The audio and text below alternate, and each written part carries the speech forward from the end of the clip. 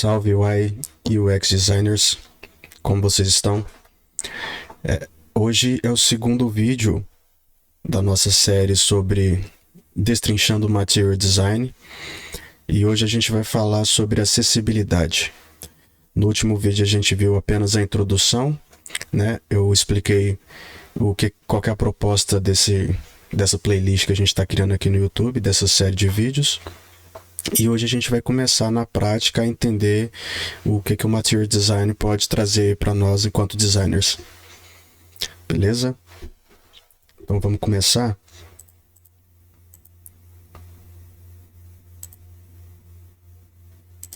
Bom, como eu disse no vídeo anterior, tudo que a gente vai aprender aqui nessa série está disponível nesse site. Então, m3.material.io. Toda a documentação do Material Design está aqui, todos os fundamentos, todas as boas práticas, enfim, tudo que você precisa saber sobre Material Design. Se você quiser aprofundar, vem para cá, para esse site. Então, para a gente acessar a parte de acessibilidade, a gente vem em Foundations, Accessibility, e bem aqui a gente já tem um overview sobre o assunto.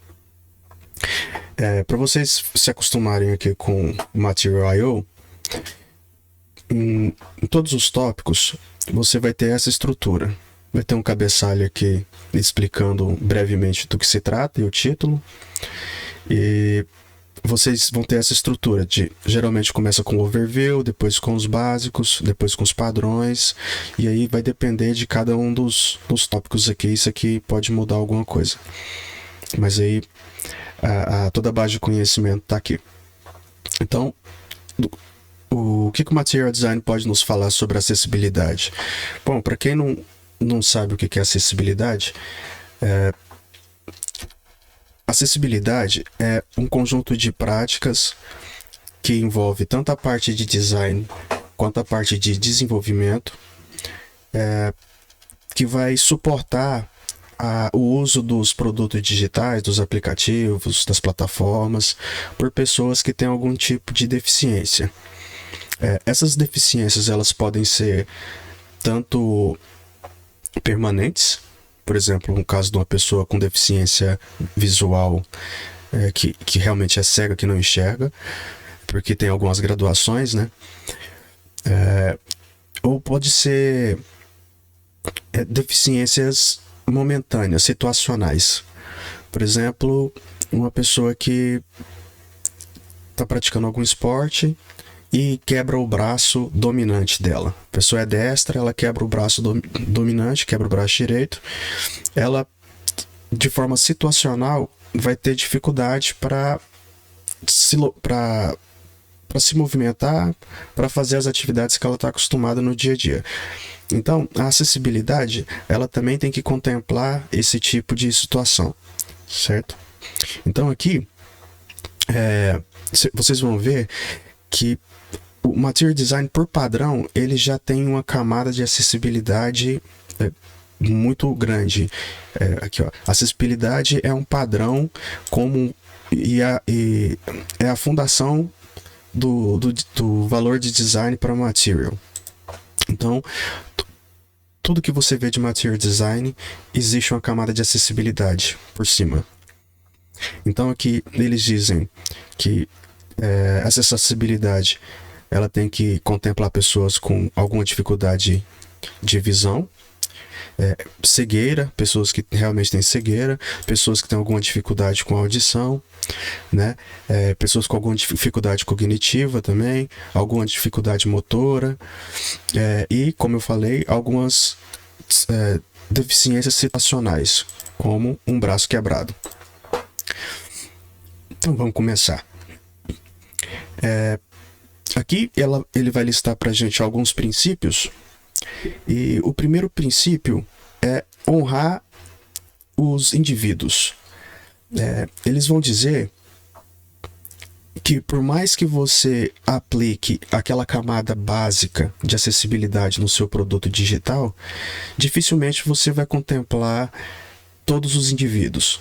Porque as dificuldades, elas são relacionadas realmente ao indivíduo. Então, um indivíduo que tem, de repente, uma dificuldade com visão, ele enxerga, vamos dizer, 70% do que uma pessoa que não tenha nenhuma deficiência enxergue. É diferente de uma pessoa que é, de fato, cega, não enxerga nada. Então, o que ele recomenda? Você precisa entender o seu público. Então, quando você está planejando desenvolver um produto digital, a parte mais importante é entender para quem que vai usar esse produto, para quem que você está construindo essa solução, porque é apenas baseado nisso, com essas informações, que você vai conseguir ser realmente efetivo com acessibilidade. Então, o que ele vai dizer? Quando eu digo ele aqui, eu estou dizendo o Google, né? As pessoas que desenvolveram o Material Design. Eles vão dizer que o básico em acessibilidade dificilmente vai contemplar todas as pessoas, tá? Então é realmente importante conhecer quem são as pessoas que realmente vão utilizar. E aí, quando a gente veio aqui para Learn Before Not After, eles querem dizer o seguinte: antes de você começar realmente a desenhar uma aplicação, um produto digital, conheça o seu público. Entenda quem ele é, para que você possa aplicar as camadas de acessibilidade necessárias, além daquela camada base, né? Que a gente vai ver aqui mais para frente. Vamos aqui sair de Overview e vamos... antes de ir para o básico aqui, essa camada de acessibilidade base que eu falei, que seria o default, que seria o fundamento em acessibilidade que toda aplicação precisa ter, ela é baseada no WCAG. Deixa eu acessar o site aqui para vocês entenderem o que é. WCAG é o acrônimo para Web Content Accessibility Guidelines. Ele é um braço do W3C, que é o maior órgão que define os parâmetros e os fundamentos de internet no mundo. Então, se você é designer e ainda não conhece a W3C, se você é designer e não conhece a WCAG, é importante você começar a entender, porque a W3C é quem determina os parâmetros bases da internet. Então, você pesquisa lá no Google WCAG e você acessa por aqui, por exemplo, a WCAG 2.1. A WCAG 2.2 ela ainda está em rascunho, né? Ainda está sendo desenvolvida. Então você pode começar aqui pela 2.1. E aqui você vai encontrar todas as diretrizes, todo o guia que você precisa para entender sobre acessibilidade. Então, todo esse conteúdo que você está vendo aqui é a base de acessibilidade, é o básico. Então, todo designer de interface, principalmente todo designer de experiência, precisa comer isso aqui com farinha, né? Falando em palavras claras aqui, precisa entender e decorar todas essas recomendações. Então, por exemplo, se a gente vir aqui no 1.4.6, vai falar sobre contraste. A gente vai falar sobre contraste material daqui a pouco. Então aqui ele determina quais são os critérios para que a sua interface seja contemplada pelas regras de taxa de contraste.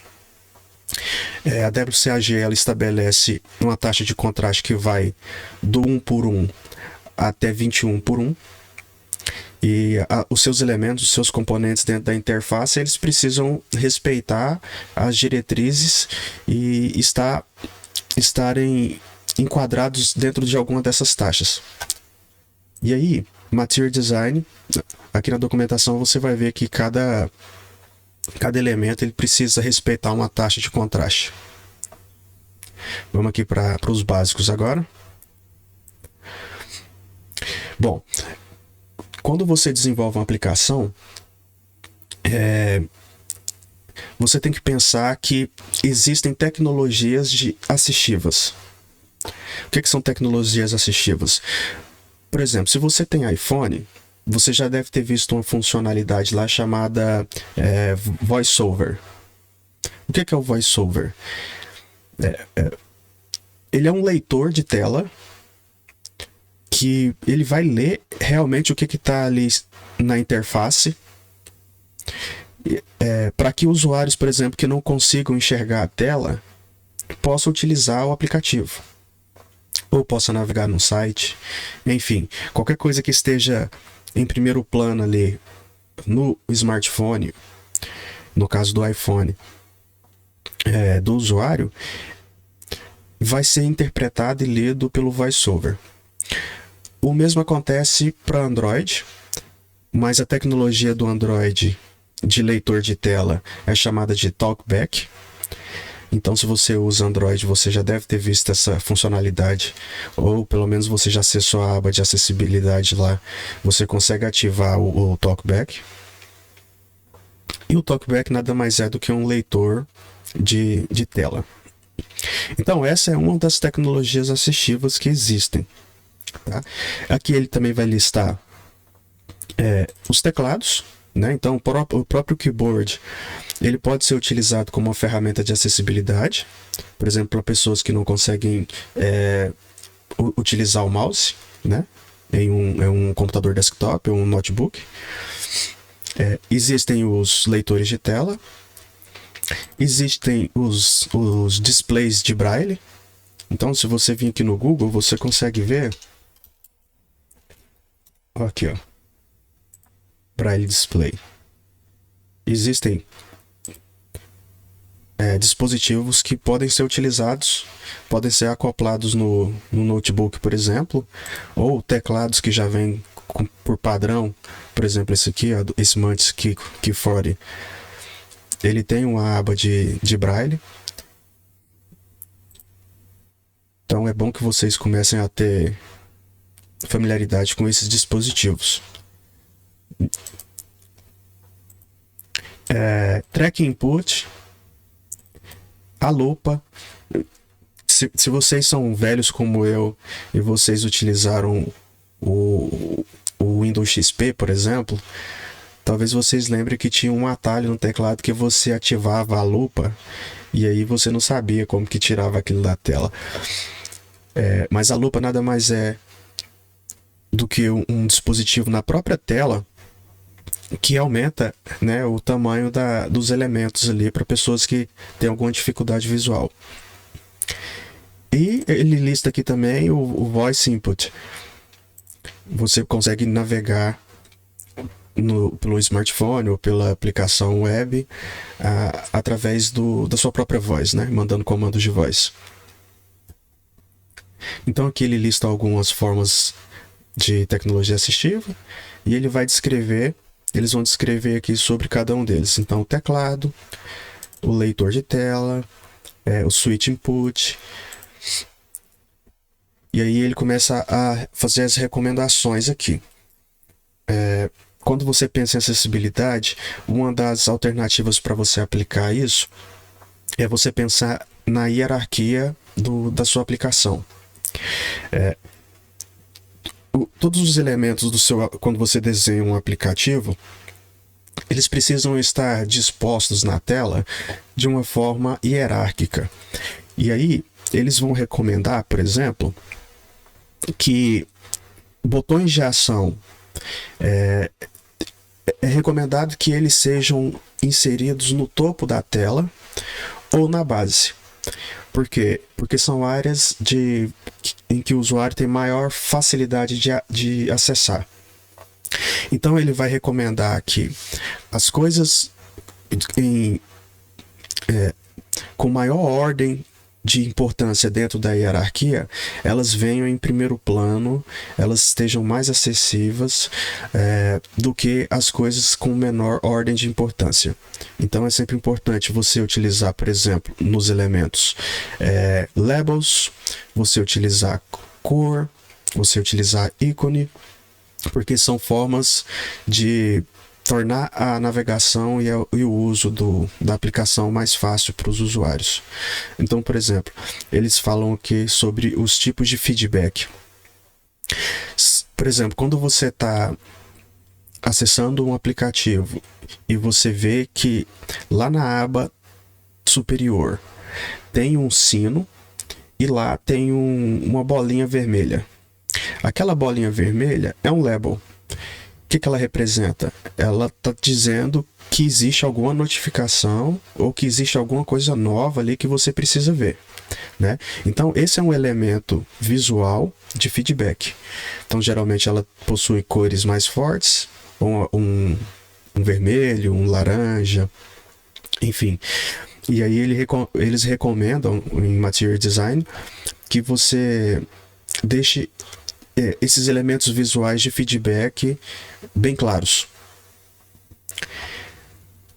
A navegação, eles recomendam que a fluidez da navegação seja feita com o menor caminho possível. Então, por exemplo, se a pessoa quiser acessar uma aba de blog no site, um exemplo, esse menu ele tem que estar acessível a poucos cliques do usuário. Então, qualquer ação que o usuário venha fazer dentro da jornada de uso de uma aplicação, é recomendado que ele siga, que a gente estimule ele a utilizar o caminho mais curto. Isso também é acessibilidade. Então, ele tem algumas recomendações aqui para simplificar a interface. Por exemplo, elementos que os elementos estejam visíveis com o máximo de clareza possível, né? Não tenha nada muito oculto para o usuário. Que tenha contraste e tamanho suficiente. Que tenha uma clara hierarquia de importância entre os elementos. E aqui, repetindo, que as coisas mais importantes, as ações mais importantes do usuário sejam colocadas ou no topo ou na base da tela, né? E que elementos que tenham um contexto similar sejam agrupados e que estejam próximos um do outro. Hierarquia visual.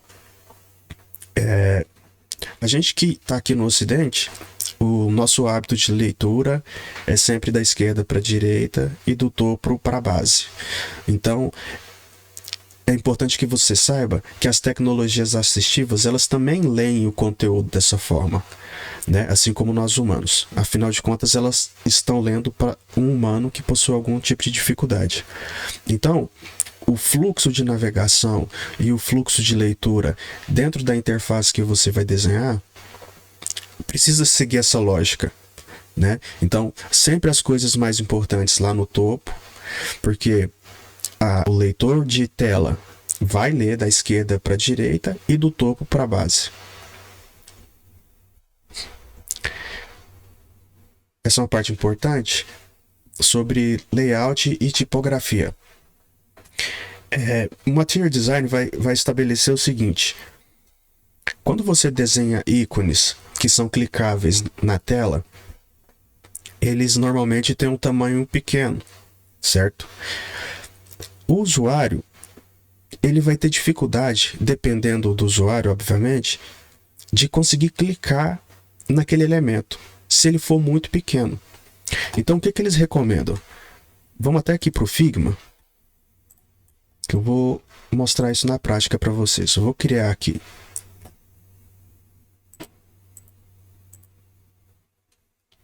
Vamos lá, eu vou criar um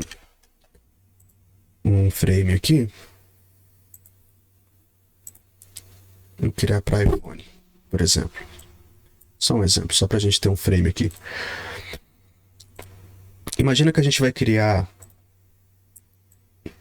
um menu aqui na base, certo? E esse menu, ele vai ser... Vou colocar aqui 70 pixels de altura. Vou colocar uma cor aqui só para vocês verem o que eu estou fazendo.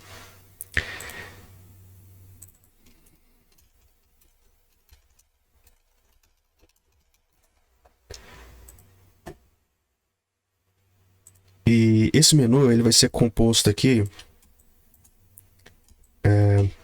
Vamos imaginar 4 elementos. Então eu vou criar 4 frames aqui. O primeiro, vou dar uma corzinha para ele aqui, só para contrastar. Eu vou chamar de home. Imaginar que a gente está fazendo um aplicativo de conteúdo. Vamos colocar aqui favoritos. Vamos colocar aqui um de busca. E vamos colocar aqui um de profile. Minha conta, né? Deixa eu criar isso aqui com um auto layout. Vou colocar uma altura fixa de 70.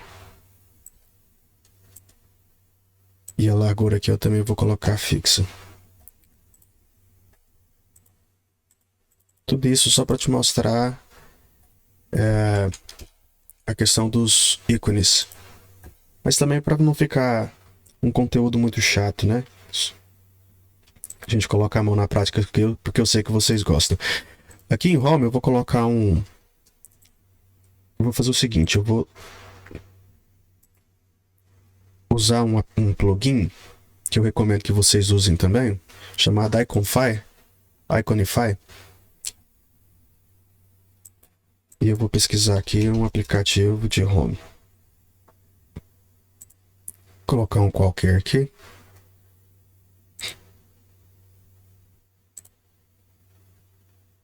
Nunca dá para usar um qualquer, né? É o modo designer. Vou usar isso aqui mesmo.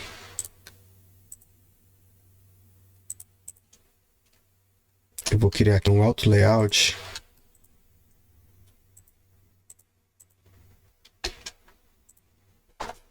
Ótimo. E aqui, em Material Design, vamos voltar lá.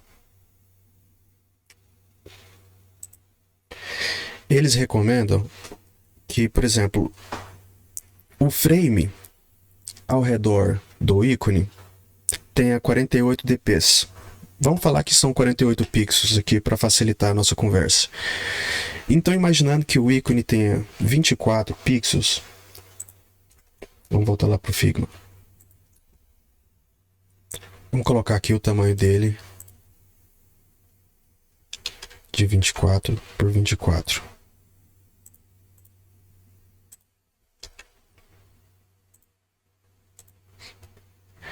Beleza, o ícone em si, ele tem 24 por 24. Mas, dificilmente o usuário ele vai conseguir clicar nesse elemento porque ele é muito pequeno. Então, o que o Material Design vai recomendar para a gente? Que a gente utilize um padding de modo que a área ao redor do ícone tenha pelo menos 48 pixels. Então, por exemplo, eu vou ter que aplicar um padding aqui de 12. Aí é só fazer o cálculo, né? Então, ainda que a área ao redor do ícone não tenha nenhum preenchimento, como é o caso aqui agora, deixa eu só colocar esse cara aqui com essa cor. E esse cara aqui com essa cor. O ícone, ele tá com 24 pixels. Mas a área clicável ao redor, se a gente for somar, vai ter 48 por 48. O que significa essa área em termos físicos? Ela vai ter mais ou menos, na tela do dispositivo do usuário, 9 milímetros de tamanho, que, seguindo as diretrizes de acordo com as diretrizes do Material Design, é suficiente para ter uma área clicável adequada. Então, eles dizem que a área de clique tem que ter entre 7 e 10 milímetros. Então, fazendo isso aqui, utilizando essas medidas, 48 por 48 dps, a gente vai ter algo físico próximo a 9 milímetros, que é o suficiente para o usuário clicar. Certo? Eu não vou terminar de fazer os outros ícones lá, porque aqui foi apenas para simular o que você tem que fazer na prática, né? Então vamos continuar. Então, esse aqui é o tópico sobre touch em pointer targets. Isso que a gente fez agora é um touch. É um touch. Por que é um touch? Porque que é um ícone que vai ser utilizado em um dispositivo mobile e ele vai ser clicado com o dedo, certo? Mas eles também têm recomendações para quem está utilizando um computador desktop e utiliza um mouse ou um stylus, que chama aqui, né? Que é uma canetinha, aquela pen tool. Se no dispositivo móvel o usuário que clica com o dedo na tela touchscreen precisa de 48 por 48 dps em cada ícone, no computador ele vai precisar de uma área um pouco menor, 44 por 44. Mas o fundamento é o mesmo. É só para que vocês, quando estiverem desenhando a sua interface, tenham cuidado de colocar as coisas com o tamanho adequado para que a área clicável, seja com o dedo na tela touchscreen, seja com o mouse, tenha um tamanho adequado, suficiente para o usuário não ficar sofrendo para tentar clicar. Isso é acessibilidade, tá? E ele também recomenda um espaço entre as áreas clicáveis de 8 dps. Então vamos voltar lá no Figma. Esses 8 dps, eles não são entre o ícone e outro. Imaginar que a gente tem aqui 5 ícones. A distância entre esses ícones, ela tem de ser de pelo menos 8 pixels.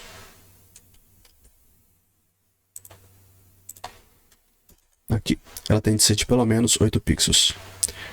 Tá? Essa é a recomendação do Material Design. E aí ele vai dizer o seguinte: se você quiser colocar uma área maior, não tem problema. Você só não pode colocar uma área menor do que isso, tá? Obviamente para ter distância entre os elementos e o usuário não clicar em um ícone achando que está querendo clicar em outro. Tá bom, vamos voltar. E aqui ele vai falar sobre a ordem do foco. Olha só, para que você saiba o que é o foco, quando você já é um usuário de computador já avançado, você utiliza o mouse com menos frequência do que um usuário inicial. Você costuma navegar pelo teclado. Isso é muito comum, por exemplo, quando você vai numa agência bancária e você vê que o caixa lá, ou numa agência lotérica, eles praticamente não usam o mouse. Por quê? Porque o sistema deles foi concebido para ser navegado pelo teclado. E aí, existe uma coisa muito importante chamada foco. Quando o usuário está lendo a tela, ele está com o foco em algum lugar. Se você pegar o seu teclado aí agora e clicar na tecla Tab, olha o que vai acontecer na tela. Vocês viram o que aconteceu? Ó, vou clicar de novo. Olha aqui. Esse é o foco. Isso é o foco. Se eu clicar de novo em Tab, ele vai para o próximo elemento. E para o próximo, e para o próximo. Estou fazendo isso pelo teclado. Esse é o foco. O usuário, ele tem um foco em algum elemento. E o leitor de tela, que é a tecnologia assistiva, ela também tem o foco em algum elemento, assim como o ser humano. Porque ela precisa retornar para o humano que está utilizando ali o que está sendo apresentado na tela. Então, o que o Material Design vai recomendar que você determine a ordem em que esses elementos vão receber o foco, né? Como os elementos da tela são agrupados, né? E como que o foco vai se mover quando o elemento do foco desaparecer. Então você tem que pensar isso toda vez que você for desenhar uma tela, principalmente os designers de experiência. Então, nessa tela aqui, por exemplo, se você observar, todo o conteúdo ele está blocado. Então você tem um título maior, você tem um subtítulo e você tem um corpo do texto. E aqui você tem três elementos.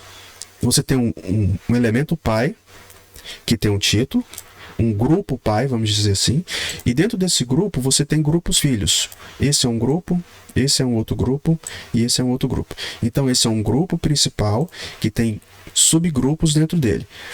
Quando a gente fala de foco, você tem que pensar como que o foco vai se comportar aqui dentro. Então, o recomendado é que você sempre agrupe conteúdos que têm informações similares. Você sempre coloque isso debaixo de um título muito claro e você determine como serão as transições de foco entre um elemento e outro, tá? Isso é muito importante. E aqui em Writing, os UX e o Writing vão gostar dessa parte. Ele vai falar sobre textos de acessibilidade. Sempre que você criar, por exemplo, um card, que é esse exemplo que ele deu aqui, você tem que pensar no conteúdo. Um leitor de tela, ele vai tentar descrever o que é a imagem. E qual que é o parâmetro que ele usa para dar essa descrição? Ele utiliza o que é chamado em desenvolvimento front-end de alt, que é um texto alternativo. Então, a imagem em si, ela não fala nada para o leitor, né, de tela. E, obviamente, uma pessoa que ela não consegue enxergar, ela vai ficar prejudicada por não entender que elemento é esse na tela. Então, você tem que ajudar o leitor de tela a identificar qual que é o contexto. E aí você utiliza esse alt. O alt ele tem uma limitação de 125 caracteres. E, obviamente, isso aqui vai ser estabelecido no desenvolvimento front-end da aplicação. Mas é importante que você, enquanto designer, saiba que existe esse recurso. E, principalmente você, UX designer, para que você possa orientar o desenvolvedor, né, e passar todos esses parâmetros. Então, por exemplo, nesse exemplo que tem aqui, o texto alternativo seria um DJ parado em frente a um equipamento de música de noite. É exatamente a descrição da imagem. Então, uma pessoa que não enxerga vai ouvir do leitor justamente essa descrição. E aí existem outros textos, quando a gente fala de acessibilidade, por exemplo, o caption, que seria a legenda, né? Então, ao invés de colocar um alt, você pode utilizar uma legenda que vai dar justamente o contexto dessa imagem. Então aqui, a legenda está dizendo exatamente, está descrevendo exatamente o que tem na imagem. Ele fala sobre texto adjacente, que nesse caso aqui seria o parágrafo logo abaixo da legenda, que vai estar falando sobre um assunto relacionado à imagem. Então tudo tem que ter contexto em acessibilidade. Tá? Aí o que ele está dizendo? Para descrições longas, ou seja, acima de 125 caracteres, que é o limite do texto alternativo, use uma legenda, porque você pode ter um pouco mais de liberdade para colocar um texto maior. Aí a gente tem que ter um ponto de atenção nos textos que são embedados, que são embutidos na imagem. Então, por exemplo, quando você cria um card e o usuário vai lá e cadastra uma foto para esse card com um texto aplicado sobre a imagem, Isso é muito ruim para os leitores, porque os leitores de tela, eles não conseguem ler texto que está embutido em imagens. Então, o que é recomendado quando você faz isso enquanto designer? Que você utilize o texto alternativo para descrever exatamente o texto que está escrito aqui na imagem, tá? Então, tem que ter cuidado, esse é um ponto de atenção. Elementos essenciais e não essenciais. Aqui a gente vai começar a falar sobre contraste. Em elementos essenciais na interface, por exemplo, como o texto desse parágrafo, você tem que respeitar uma taxa mínima de contraste. Então, se a gente vir aqui no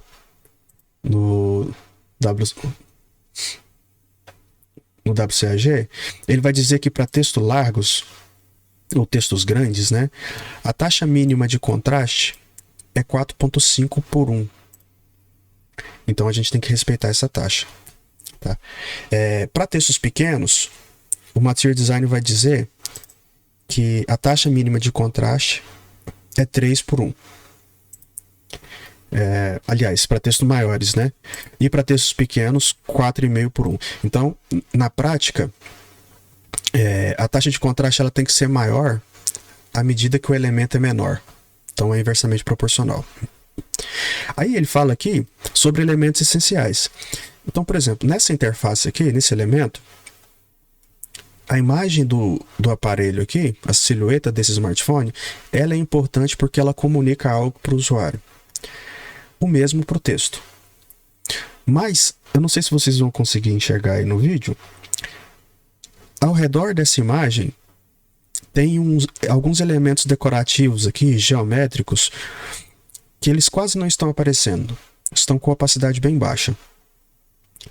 O Material Design vai dizer o seguinte: para elementos não essenciais para o uso da aplicação, isso aqui é apenas um elemento decorativo, você não precisa se preocupar com contraste, tá bom? Você só tem que aplicar as regras de contraste para os elementos que são realmente essenciais. Então, na prática, essa imagenzinha que está aqui ao redor, esse padrãozinho, ele vai ser ignorado pelo leitor de tela. E aqui já começa com uma parte de implementação.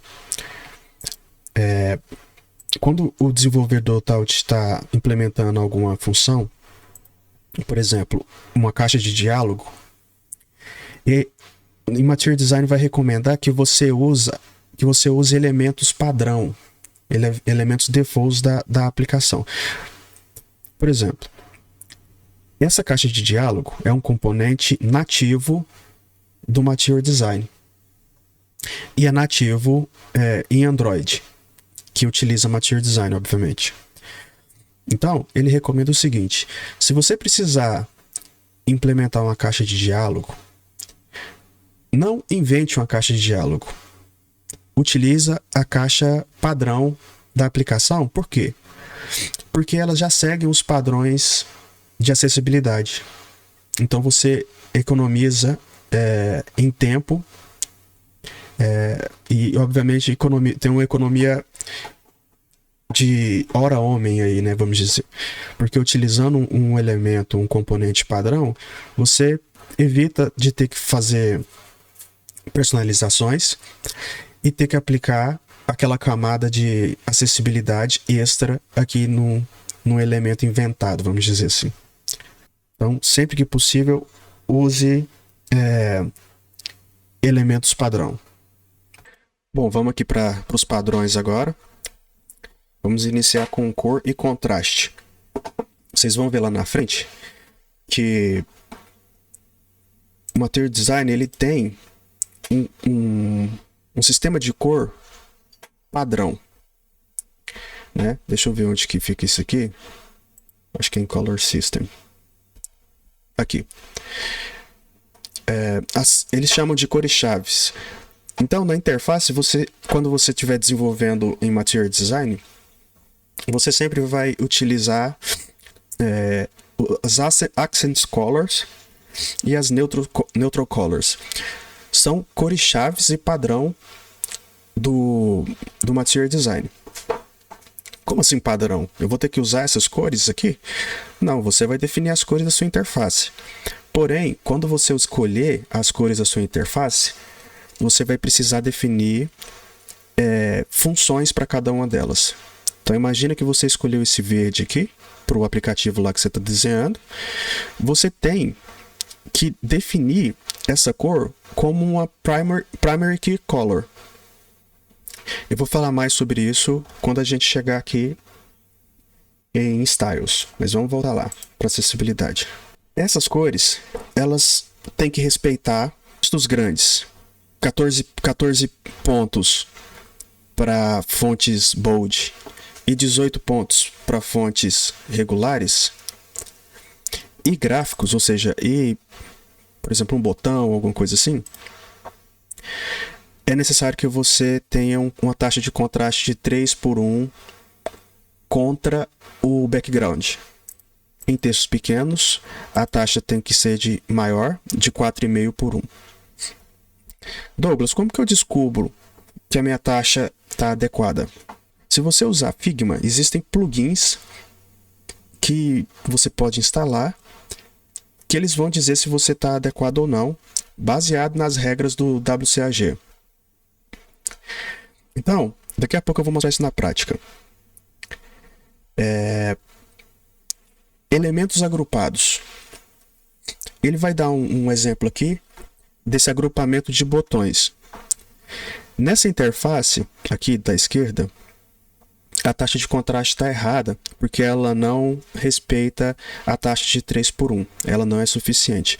Então, se você vê esse aglomerado de botões e você vê a cor que foi aplicada nele em relação à cor de fundo, que está aqui, essa é a cor do botão, essa é a cor do fundo.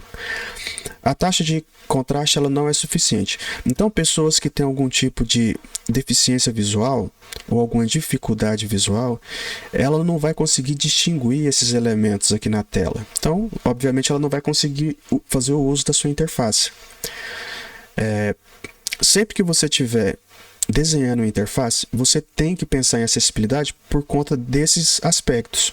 Imagina que você desenhou um aplicativo, colocou os botões agrupados lá em algum componente e o seu usuário simplesmente não vai conseguir fazer uso daquela aplicação porque ele não consegue enxergar o botão, entende? Então é sempre bom você respeitar as taxas de contraste. E ainda que você não esteja utilizando o Material Design como padrão aí do seu aplicativo, do seu site, enfim, você tem que respeitar essas regras de contraste, porque elas não são inerentes ao Material Design.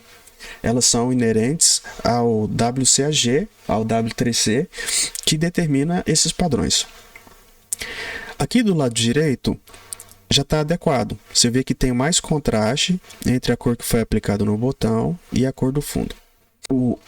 Em Material Design vai existir um componente chamado FAB, que é Float Action Button, que é aquele botãozinho que quem aí, por exemplo, utiliza os aplicativos do Google Drive, Google Docs, quando você abre o Google Docs lá e vai criar um novo documento de texto, você cria um novo documento de texto com um botãozinho flutuante que fica no canto inferior direito da tela. Aquele é o Floating Action Buttons. Por padrão, o Material Design vai dizer o seguinte, que você não precisa se preocupar muito com o contraste para esse tipo de elemento, porque ele, por padrão, ele já se distingue dos outros. E aí a gente vai ver que ele se distingue porque ele tem uma sombra. E aí, quando a gente estiver falando sobre elevações aqui em Material Design, eu vou falar mais a respeito disso. E aqui está repetindo a questão dos elementos agrupados. Deixa eu mostrar na prática. Vamos lá para o nosso querido Figma. Vou aproveitar essa mesma interface aqui. Vou criar um botão, colocar um tamanho fixo aqui de 150, uma largura, né, de 150 e uma altura de 50 pixels. Vou colocar aqui uma cor. Vou colocar essa cor, vou aplicar uma borda.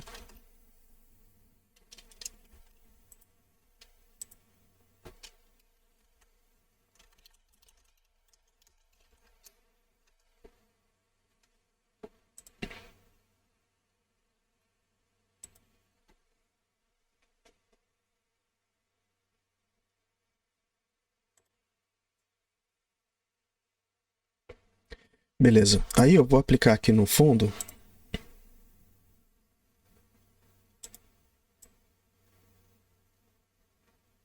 essa cor. Deixa eu mudar aqui a cor da interface do Figma só para vocês distinguir aqui. Beleza.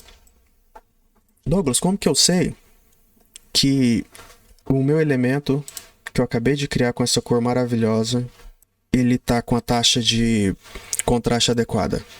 Olha só, eu costumo usar chamado Stark. Esse plugin, ele guarda em si todas as diretrizes do W3C e do WCAG. Ele tem uma versão Pro, que ele vai te dizer sobre as adequações da sua tipografia, sobre as adequações dos textos alternativos, sobre o Taut Targets que a gente aprendeu aqui no ícone, sobre a ordem do foco, que é tudo aquilo que a gente está aprendendo agora lá no Material Design. Landmarks, que a gente vai aprender daqui a pouco, e ele inclusive tem um simulador de deficiências visuais. Então, por exemplo, aqui tem alguns nomes de dificuldade visual, né? E aí você consegue simular a sua interface se pessoas com esse tipo de dificuldade vão conseguir ter uma boa navegação, vão conseguir entender bem a sua interface.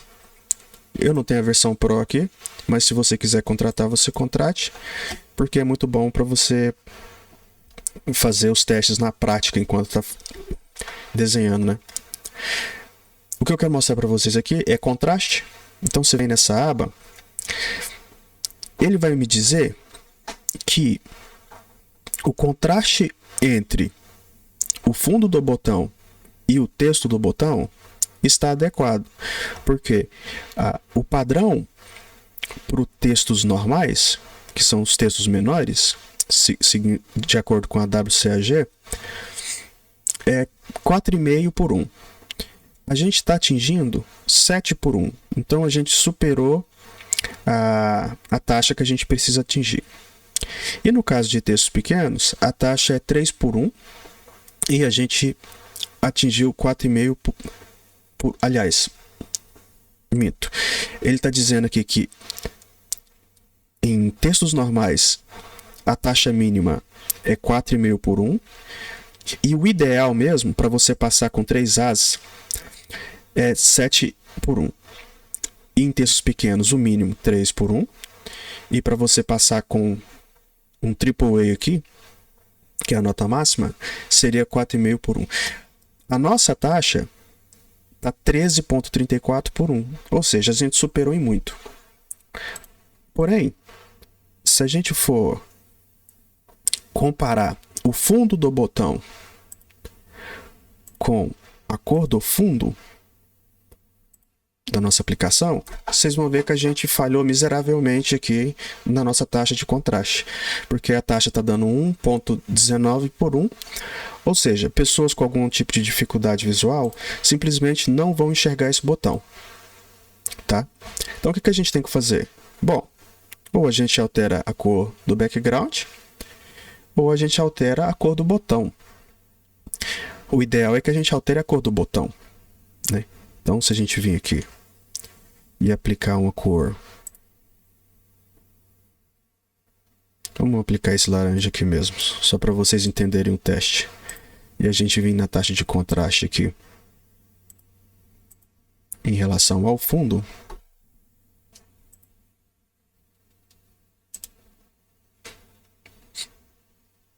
Vocês vão ver que a gente ainda não passou. Pronto, está calculando. Olha, a gente não passou se a gente estiver falando em termos de texto, a nossa taxa de contraste ela não passa com nota máxima. Mas como é um elemento gráfico, a gente passaria com tranquilidade, tá bom? Porque a gente atingiu o mínimo de 3 por 1. Mas agora vocês vão ver que a gente falhou miseravelmente novamente com relação ao texto do botão em relação ao fundo do botão. Então o que a gente precisa fazer? A gente precisa alterar a cor do texto. Vamos ver se a gente consegue atingir a taxa mínima. Olha só, a gente atingiu aqui a taxa mínima para textos normais, mas a gente não passou com louvor aqui. Então, se a gente fosse diminuir um pouquinho a opacidade do background, aliás, diminuir um pouco a tonalidade do background do botão, a gente passaria com nota máxima em tudo. Então, isso aqui é só um exercício prático para vocês entenderem como que no dia a dia eu mensuro se os elementos das interfaces que eu crio estão de acordo com a taxa de contraste adequada, recomendada pelo WCAG. Beleza? Então, para finalizar a nossa parte aqui de acessibilidade, vamos aqui para o Design to Implementation.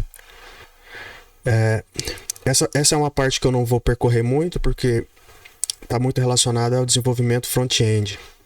Mas é importante a gente entender, enquanto designer de interface, alguns parâmetros. Essa parte aqui, ela vai dizer sobre um negócio chamado landmarks. Esses landmarks, eles são específicos para a web, tá? Então a gente vai falar aqui sobre essas landmarks e a gente vai falar também sobre os titles, os headings. Landmarks nada mais são do que regiões na sua aplicação web, né? Então imagina um blog, por exemplo,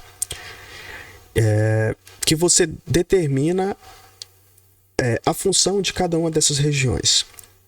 Quando você estabelece isso de forma clara, você ajuda as tecnologias de acessibilidade, principalmente os leitores de tela, a ter um fluxo de leitura adequado e entender o que cada região do seu site significa na prática para o usuário. Então, por exemplo, essas aqui são landmarks. Então, imagina que essa aqui seja a estrutura de um blog. Tá? Uma landmark chamada banner, normalmente, eu vou até entrar aqui. Olha só. Existem pelo menos 3 landmarks baseadas novamente no W3C ARIA, nas guidelines da W3C. Então, essas 8 regiões são navegação, busca, a região principal, o banner, o complemento, a informação do conteúdo, a região em si e o form. Então, por exemplo, cada uma dessas marcações aqui são uma landmark estabelecida. Uma landmark de navigation nada mais é do que um menu, né? É uma parte onde você consegue clicar em elementos para executar funções a partir disso. O banner, normalmente, é a landmark onde ela vai abarcar, às vezes, menu. Nesse exemplo aqui, está abarcando uma outra landmark, que é uma landmark de busca. Então, cada uma dessas landmarks aqui, o leitor ele consegue identificar e retornar para o usuário que tem alguma dificuldade visual. Então, nas landmarks de navegação, vai ter algum tipo de menu. Nas landmarks de banner, normalmente essas landmarks elas se repetem de página para página. Então imagina que num site institucional, a parte onde tem um menu superior seja um banner, tá? E tem também o breadcrumb, por exemplo. Essa parte ela vai se repetir nas demais páginas, então o leitor tem que saber disso. Lá também você coloca um campo de busca, então é outra landmark. Existe a landmark chamada main, que é onde o conteúdo principal vai estar estabelecido. E aqui, por exemplo, em complementary, vai ser algum elemento que pode estar relacionado ao conteúdo principal ou não. Normalmente esse elemento ele consegue ter funções próprias. Então, no estrutura de um blog, imagina que desse lado de cá, em navigation, vai estar aquela navegação por categorias, né? Aqui a gente também pode colocar um search num blog, pensando num blog. Aqui em main vai estar a listagem de artigos, ou se a gente for pensar na página interna de um artigo, vai estar aqui a foto, o título e o conteúdo do artigo. E aqui do lado direito, a gente pode colocar, por exemplo, alguns banners do AdSense, do Google, ou algum banner proprietário aqui do próprio site. Então, é um conteúdo complementar.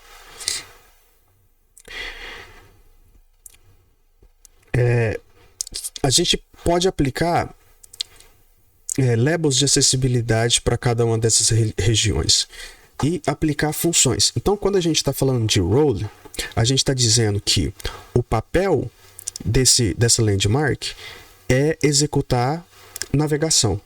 Então, aqui provavelmente vem um menu.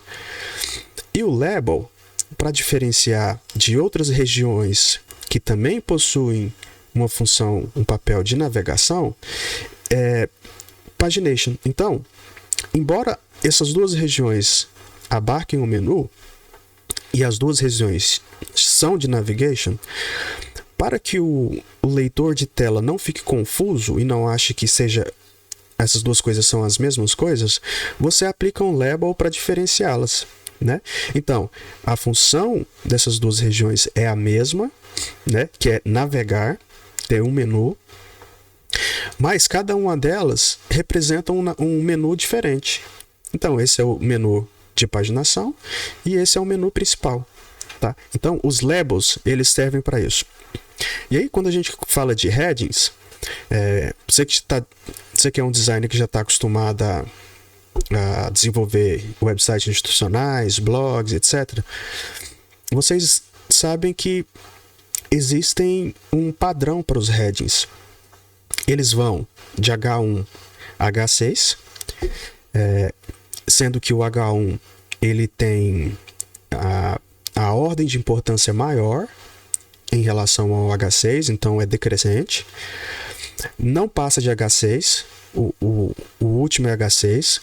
Você não pode, dentro da sua interface, pular de um H1 e ir para um H6, por exemplo. Então a ordem de hierarquia ela tem que ser linear e decrescente, tá? Não é adequado que você pule de um H1 para o H4 sem ter passado pelo H2 e o H3. Isso falando em termos de acessibilidade mesmo, porque isso vai confundir o leitor da tela, né? A tecnologia assistiva de leitura de tela. Então você tem que realmente considerar a questão hierárquica aqui dos elementos.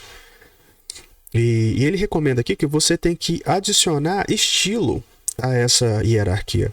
Então, por exemplo, não faz sentido que o H4 ele tenha um estilo de fonte que pareça ter mais importância do que um H1. Certo? Do que nesse caso aqui do H2, né? Olhando para essa interface. Então, o H2 aqui, ele é maior do que o H3, o tamanho da fonte, né? E é maior que o H4 e que provavelmente vai ser maior que o H5. Por que isso? Você está adicionando uma camada de estilo à camada hierárquica que é pensada justamente para acessibilidade.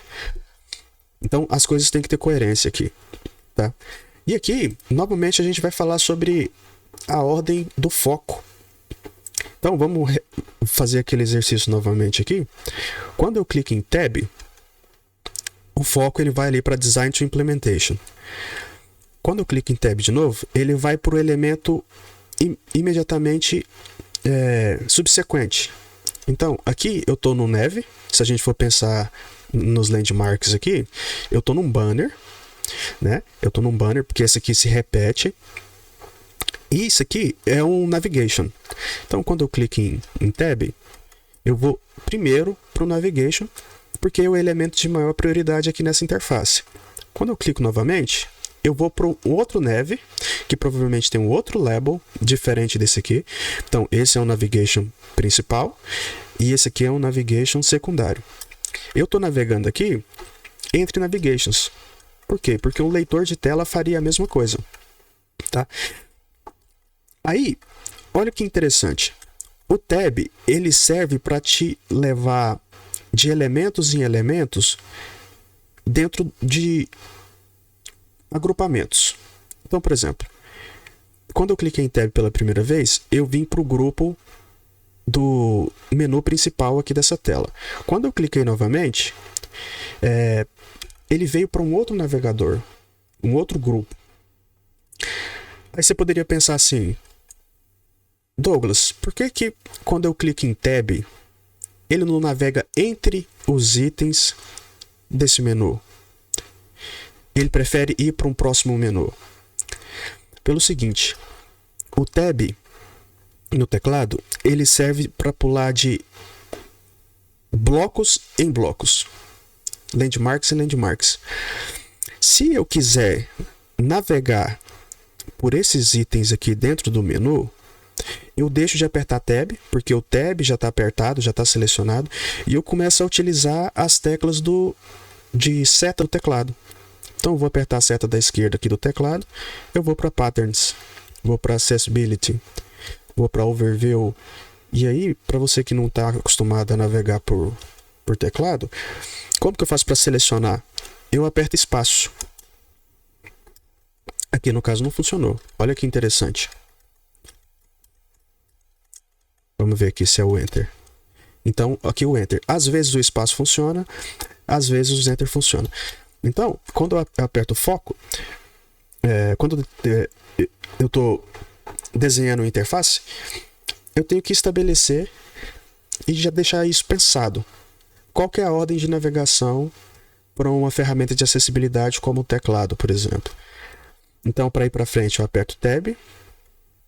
E para ir para trás, eu aperto Shift Tab. E aí você pode ver lá na tela que ele vai percorrendo justamente os blocos onde tem elementos de navegação. E aí eu posso selecionar cada um deles com as setinhas do teclado. Então, quando você estiver desenvolvendo um site, desenhando um site, sempre pense nesses blocos, porque é assim que um leitor de tela vai conseguir identificar e percorrer toda a sua interface. E aí ele recomenda o seguinte: quando você toda tela ela vai ter um foco inicial, tá? E aí imagina que você está navegando por uma interface, por uma aplicação, e aí abre uma caixa de diálogo, por exemplo. Onde que vai ser o foco nesse novo elemento? Aí Material Design vai recomendar que o primeiro foco sempre esteja no elemento de ação, no principal elemento de ação. Nesse caso aqui dessa caixa de diálogo, qual que é o contexto dela? Essa caixa de diálogo ela abriu para o usuário definir uma data, certo? Então, o elemento de foco ele já vai vir parametrizado por default para que abra, ou melhor, que o ícone de ação para abrir o Date Picker esteja já previamente selecionado. Quando o usuário clicar aqui, vai abrir um Date Picker e ele vai definir a data, ao invés dele ter que clicar aqui no Input e definir isso manualmente. Então, sempre que um elemento novo surgir na tela, o foco ele já tem que estar selecionado, pré-selecionado, no elemento que vai executar a ação primária daquele componente. Então, basicamente é isso. Essa parte ela vai falar justamente sobre qual que é a ordem de direção quando você clica em Tab, Shift Tab, e quando você está dentro do elemento e você quer selecionar elementos internos, você usa a setinha do teclado. E basicamente é isso. Se você quiser saber mais, se aprofundar mais no seu conteúdo sobre acessibilidade, o que eu recomendo? Primeiro, vai no site da W3C, dá uma boa lida aqui no guideline do WCAG, para você ter isso em mente, em memória, toda vez que você for começar uma interface, um projeto novo.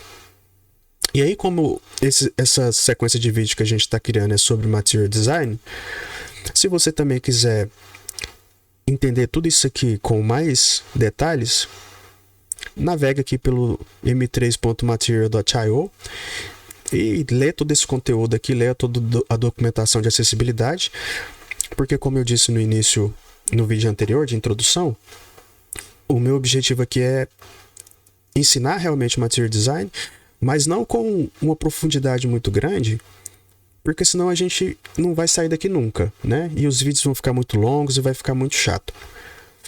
Então, vamos finalizar por hoje. Terminamos aqui a parte de acessibilidade.